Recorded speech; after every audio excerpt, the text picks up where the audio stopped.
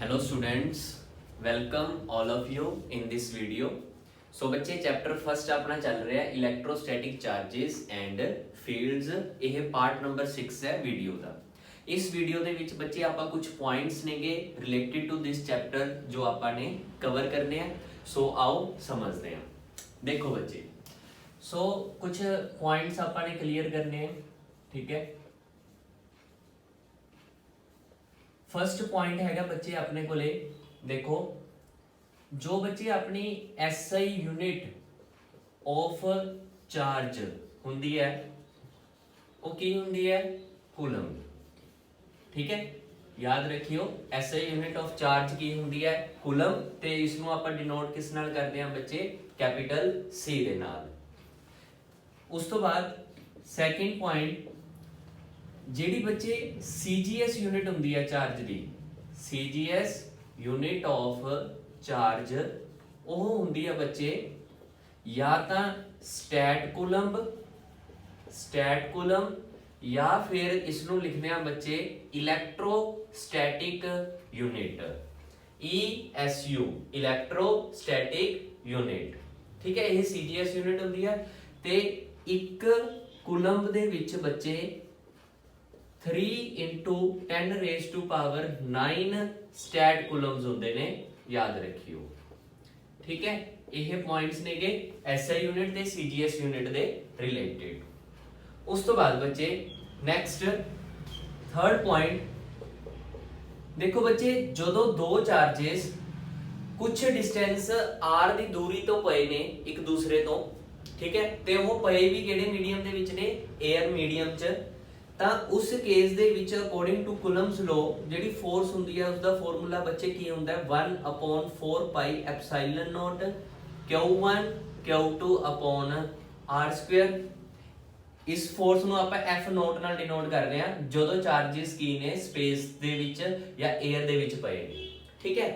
ਹੁਣ ਮੰਨ ਲਓ ਬੱਚੇ ਉਹੀ ਚਾਰजेस 에ਅਰ ਦੇ ਵਿੱਚ ਹੋਣ ਦੀ ਬਜਾਏ ਹੁਣ ਉਹ ਕਿਸੇ ਮੀਡੀਅਮ ਦੇ ਵਿੱਚ ਨੇ, ठीक है। जिवें कि कूलम्स लॉ ਨੂੰ ਸਟੱਡੀ ਕਰਦੇ ਹੋਏ ਆਪਾਂ ਇਹ ਚੀਜ਼ ਸਮਝੀ ਸੀਗੀ, ਜਦੋਂ ਚਾਰजेस ਕੀ ਨੇ ਬੱਚੇ ਮੀਡੀਅਮ ਦੇ ਵਿੱਚ ਪਏ ਨੇ ਤਾਂ ਉਦੋਂ 1/4 ਪਾਈ ਐਪਸਾਈਲਨ ਨੋਟ ਨਹੀਂ ਯੂਜ਼ ਕਰਾਂਗੇ, ਆਪਾਂ ਕੀ ਯੂਜ਼ ਕਰਾਂਗੇ ਬੱਚੇ, ਐਪਸਾਈਲਨ ਯੂਜ਼ ਕਰਾਂਗੇ ਓਨਲੀ, ਠੀਕ ਹੈ। ਕਿਉਂਕਿ ਐਪਸਾਈਲਨ ਨੋਟ ਕੀ ਹੁੰਦੀ ਹੈ, ਇਲੈਕਟ੍ਰੀਕਲ ਪਰਮਿਟਿਵਿਟੀ ਆਫ ਫ੍ਰੀ ਸਪੇਸ, ਠੀਕ ਹੈ। ਬਟ ਹੁਣ ਜੇਕਰ ਦੋ ਚਾਰजेस ਕਿਸੇ ਮੀਡੀਅਮ ਦੇ ਵਿੱਚ ਪਏ ਨੇ ਤਾਂ ਇਲੈਕਟ੍ਰੀਕਲ ਪਰਮਿਟਿਵਿਟੀ ਆਫ ਦੈਟ ਮੀਡੀਅਮ ਆਪਾਂ ਯੂਜ਼ ਕਰਾਂਗੇ, ਠੀਕ ਹੈ। ਤਾਂ Q1 Q2 r², ਠੀਕ ਹੈ। ਤਾਂ ਜਦੋਂ ਚਾਰजेस ਕੀ ਨੇ ਸਪੇਸ ਚ ਪਏ ਨੇ ਜਾਂ 에ਅਰ ਚ ਪਏ ਨੇ ਉਦੋਂ F ਨੋਟ ਮਤਲਬ ਉਰੇ ਐਪਸਾਈਲਨ ਨੋਟ, ਜਦੋਂ ਉਹ ਚਾਰजेस ਕੀ ਨੇ ਬੱਚੇ ਕਿਸੇ ਮੀਡੀਅਮ ਦੇ ਵਿੱਚ ਪਏ ਨੇ ਫਿਰ ਆਪਾਂ force in that medium use करांगे जिस दे विच एप्सिलॉन नोट दी जगह ते आपां सिंपल एप्सिलॉन लिख दिंदे आ। इट मींस किसी electrical permittivity of that medium उस दी वैल्यू होएगी ये, ठीक है बच्चे। चलो हुण बच्चे जेकर आपां F नोट नू डिवाइड करदे आ फोर्स इन दैट मीडियम तां देखो 1/4 pi epsilon note Q1 Q2 r², ठीक है बच्चे, divided by 1/4 pi epsilon Q1 Q2 r², क्योंकि चार्जेस ते डिस्टेंस दा बच्चे सेम ही रहेगा मीडियम चाहे जेड़ा मर्जी होवे। जे आपां इक्को ही चार्जेस दी गल कर रहे हो ओथे ते डिस्टेंस भी आपां सेम रखिए, ठीक है। तां देखो 1/4 पाई नाल 1/4 पाई कैंसल, Q1 Q2 r² नाल ए भी की हो गया कैंसल। तां बच्चे F नोट बाय FM दी वैल्यू की आ गई, ये एप्सिलॉन नोट अपॉन च है तो बच्चे नीचे आ जाएगा, ते जेड़ा ये 1/4 एप्सिलॉन है ये इथों दी घूम के की है बच्चे ऊपर चला जाएगा। तो हुण ये की चीज बन गई बच्चे अपने कोले, देखो एप्सिलॉन है इन सम मीडियम, उस पर्टिकुलर मीडियम वास्ते जिस च चार्जेस पे ने उस वास्ते एप्सिलॉन दी वैल्यू की होएगी बच्चे कांस्टेंट, ठीक है। ते एप्सिलॉन नोट एयर वास्ते भी कांस्टेंट, ठीक है। मन्निया भी वैल्यू डिफरेंट होएगी बट पर्टिकुलर मटेरियल वास्ते इसकी वैल्यू की होएगी कांस्टेंट। ਤਾਂ constant by constant is another constant जिसनों आपां बच्चे डिनोट करदे हां K ਦੇ ਨਾਲ ਜਾਂ ਫਿਰ ਕਈ ਵਾਰ ਕਿਸ ਨਾਲ ਡਿਨੋਟ ਕੀਤਾ ਜਾਂਦਾ ਹੈ ਐਪਸਾਈਲਨ ਦੇ ਪੈਰ ਦੇ ਵਿੱਚ ਕੀ ਲਿਖ ਦੋ R ਲਿਖ ਦੋ। ਹੁਣ ਇੱਥੇ ਐਪਸਾਈਲਨ R ਨੂੰ ਬੱਚੇ ਆਪਾਂ ਕੀ ਕਹਿ ਰਹੇ ਹਾਂ ਐਪਸਾਈਲਨ R ਆਪਣੇ ਕੋਲੇ ਕੀ ਹੈ relative electrical permittivity relative electrical permittivity ठीक है क्योंकि क्यों वर्ड आप यूज कर रहे हैं देखो रिलेटिव R मतलब उरे की है रिलेटिव क्योंकि ਆਪਾਂ एयर ਦੀ परमिटिविटी ਨੂੰ ਰਿਲੇਟ ਕੀਤਾ ਕਿਸ ਨਾਲ ਮੀਡੀਅਮ ਨਾਲ ਜਾਂ ਮੀਡੀਅਮ ਦੀ परमिटिविटी ਨੂੰ ਰਿਲੇਟ ਕੀਤਾ एयर ਦੀ परमिटिविटी ਨਾਲ ਸੋ ਉਹਨਾਂ ਨੂੰ ਸੋਲਵ ਕਰਕੇ ਜੋ ਵੀ ਆਨਸਰ ਆਏਗਾ ਉਹ ਆਪਣੀ ਕੀ ਹੁੰਦੀ ਆ ਬੱਚੇ ਰਿਲੇਟਿਵ ਇਲੈਕਟ੍ਰੀਕਲ परमिटिविटी या फिर इस K ਨੂੰ ਜਾਂ ER ਨੂੰ ਸੌਰੀ ਐਪਸਾਈਲਨ R ਨੂੰ ਆਪਾਂ ਕੀ ਕਹਿੰਦੇ ਹੁੰਦੇ ਆ ਬੱਚੇ ਡਾਈ electric constant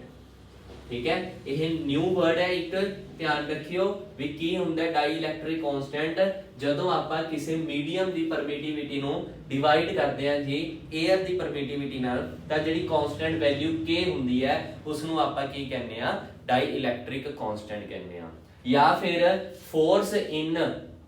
air divided by force in some medium ये दोनों ਨੂੰ ਸੋਲਵ ਕਰਕੇ जो कांस्टेंट वैल्यू आएगी ਉਸ ਨੂੰ ਆਪਾਂ ਕੀ ਕਹਾਂਗੇ ਬੱਚੇ डाई इलैक्ट्रिक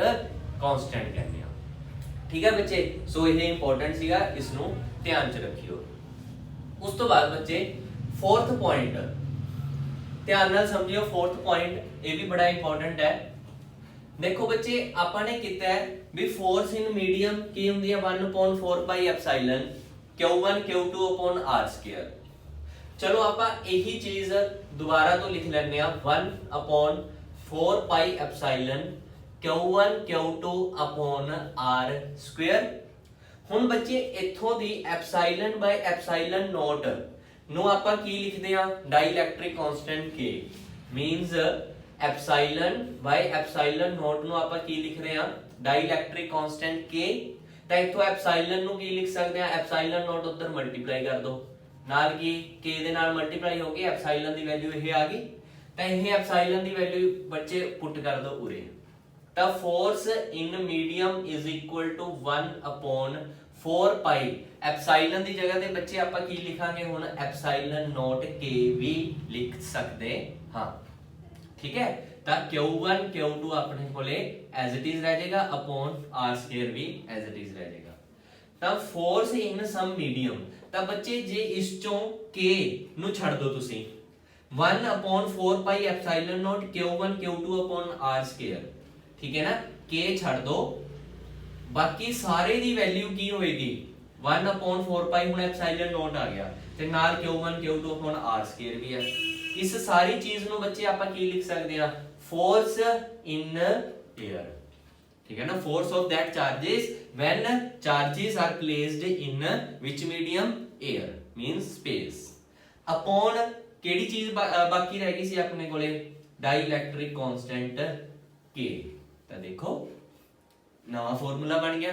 ता जेकर आपा ने फोर्स इन सम मीडियम पता करनी है उसदा एक फार्मूला की हुंदा है भी उस मीडियम दा या फिर डाइइलेक्ट्रिक कांस्टेंट जे ਤੁਹਾਨੂੰ ਪਤਾ ਹੈ ਤਾਂ ਤੁਸੀਂ ਫੋਰਸ ਇਨ 에ਅਰ ਨੂੰ ਡਿਵਾਈਡ ਕਰ ਦਿਓ ਡਾਈਇਲੈਕਟ੍ਰਿਕ ਕਾਂਸਟੈਂਟ ਨਾਲ ਜਾਂ ਰਿਲੇਟਿਵ ਇਲੈਕਟ੍ਰੀਕਲ ਪਰਮਿਟਿਵਿਟੀ ਦੇ ਨਾਲ ਡਿਵਾਈਡ ਕਰ ਦਿਓ ਇਹ ਨਿਊਮੈਰੀਕਲਸ ਆਪਾਂ ਨੂੰ ਗਿਵਨ ਹੋਏਗੀ ਜਦੋਂ ਡਿਵਾਈਡ ਕਰ ਦਾਂਗੇ ਤਾਂ ਡਾਇਰੈਕਟ ਆਪਾਂ ਫੋਰਸ ਇਨ ਸਮ ਮੀਡੀਅਮ ਵੀ ਬੱਚੇ ਪਤਾ ਕਰ ਸਕਦੇ ਆ ਠੀਕ ਹੈ ਸੋ ਇਹ ਕੁਝ ਇੰਪੋਰਟੈਂਟ ਪੁਆਇੰਟਸ ਸੀਗੇ ਜਿਹੜੇ ਕਿ ਆਪਾਂ ਨੂੰ ਸਮਝਣੇ ਜ਼ਰੂਰੀ ਨੇ ठीक है बच्चे ओके